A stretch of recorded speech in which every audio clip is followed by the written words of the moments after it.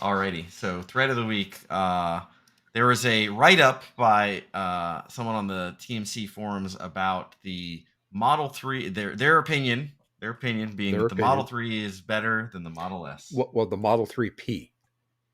Okay, fair. The Model 3P better than the Model S, including their opinion on it being better than the what's it called? Even the Plaid, What's which it called? What do I to me, drive again? what do I drive again? What's that called? Yeah, including the Model S Plaid. So I have some. To me, there's some fighting words, but it was interesting. It was an interesting thread. The person's name is Phantasms, is the poster. Let's see if we can share the. Yeah, I got it. You got it. There you go. Okay. Okay. So here's the post. So FYI, my opinion is Model 3 is greater than Model S. Well, and he makes the point. It's because of the cost. With the new pricing of the Model 3P, it's significantly cheaper than the Plaid. I mean, and he did a test drive with the Plaid. Okay, my first criticism is learn some paragraph breaks, but I totally agree. As I drove a Miata for years, and that was a great car. And one of the things that was great about it was, people talk about power to weight ratio and all those kinds of figures of merit. My figure of merit was joy to cost ratio. And it's high joy, low cost. Yeah, I mean, I think I paid $2,500 for that car. Oh wow! And years later, I sold it for like $45K or something. I'm sorry, $4,500. And yeah, $4,500. But I spent $2,500 on it. And that was a great car, and it lasted me for years, and especially in California with no rust and sure.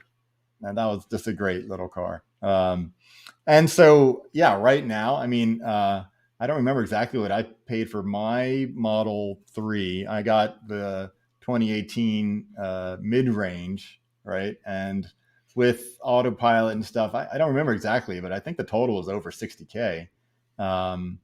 And to be able to pay $47 for a performance, hey, that sounds great.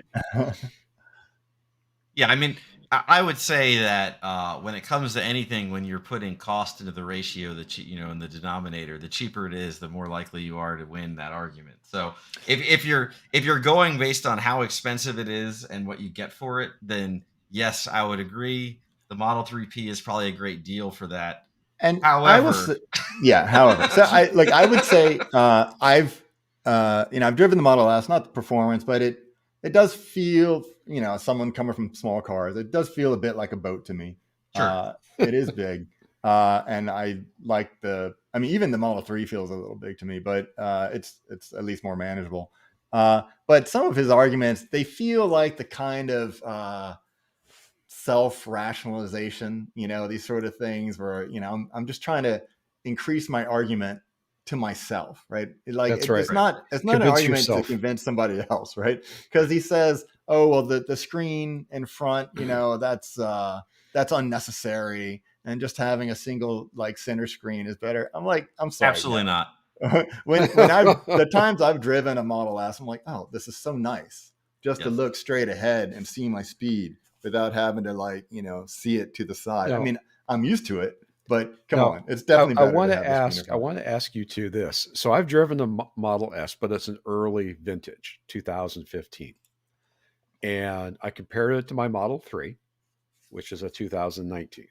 And I got to say my Model 3 rode better by a significant margin. Have they improved the ride in the new Model S's? Because the one I drove was pretty stiff. I mean, you can feel every bump on the road. So yeah, I think it's definitely better than what it used to be. I mean, there's a lot of subjectiveness to the ride quality. It would depend what you mean by ride, because the Model 3 just has springs, and and it, for a lot of people, it's too stiff. I like it because it feels I don't mind it at all, actually. Yeah. But the Model S has like air suspension options, and I've ridden in Model S's that actually make me feel a little ill because they're just so floaty. Yeah, they're so floaty, and you drive around, and I'm just like, I get a little motion sickness. This one wasn't floaty, I can guarantee. There's a lot of I mean, there's a lot of settings in the software you can adjust the suspension, Interesting. how All it right. feels, how it drives. So yeah, Ride height is going to factor in which tires you have, all that kind yeah. of stuff. So if you want a smooth ride, if that's what you call a better ride, the Model S can definitely be much smoother than the 3. Right. I wonder if Um, my father-in-law actually knows that about his car, because he just drives it. I mean, he sure, doesn't play with the buttons. He's not technical. He's not a geek. sure. He's a doctor. I mean, so That's he a just kind of a drives the geek. car. Different kind of geek. Different kind of geek, Yeah. indeed. If you want to talk kidneys, he'll talk your ear off about kidneys. But Yeah. What else did this guy say that didn't So make there, sense? there's a few interesting things. So, he commented on, like you said, that the center screen thing, where, like, you can just have the center console tablet view. You don't need the thing above, in your yeah, line of sight. he didn't like that I center completely grid. disagree. That thing is Why do amazing. you They should put disagree it in all the so cars. much, Louis? Why do you disagree so much? Because Because you I know why shouldn't. I do. I mean, you shouldn't have to turn your head or like glance over to the right to try to see driving information, right? It's a distraction, honestly, versus I'm driving the car and I'm just looking ahead. And what's For- nice about that center screen is it even does navigation. So there's a small section where it'll show you your That's route cool. planning and all that stuff. So like I literally never look to the center screen. Voice But yeah, for so command. long, Voice command. for so long with the Model 3, everyone was like, "Oh, Tesla's going to do like a you HUD. know, a HUD." Yeah, Yeah. they have to, because they're definitely going to do that. Of course, they never did. He said the performance acceleration specs for the Performance 3 is about the same as the Long Range S. Sure. Like if you're going for performance, like the 3 probably feels better. It's a smaller car if you're comparing those two models. That is not a comparison of the Plaids. They're not even close in performance feeling.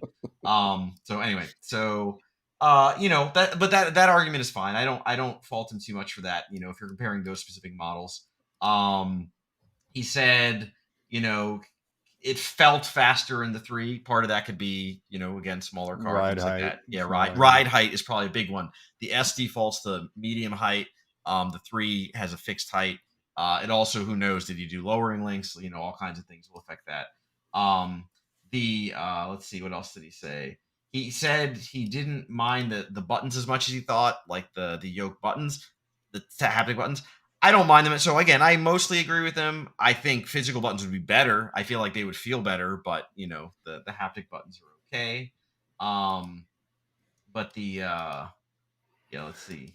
He talks about visibility. I feel like I have no rear visibility in the 3, so I'm not really sure what It's is tight. visibility. There's some visibility, but it's not the best I've ever been in.